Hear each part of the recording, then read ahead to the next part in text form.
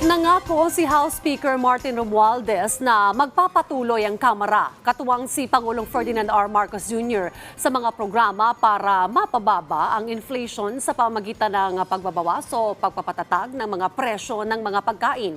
Ang naitalang pagbagal ng inflation rate kamakailan ay dahil umano sa mga intervention program na ipinatupad ng Administrasyong Marcos. Tututok ang Kamara sa pagsuporta sa mga magsasaka at mangisda, pagpapanatili sa paglago ng ekonomiya at pagtulong sa mga mahinang sektor. Kasama sa panukalang 2024 national budget ang pondo para sa mga magsasaka, social amelioration programs at direktang cash assistance para sa mga pamilyang mababa ang kita.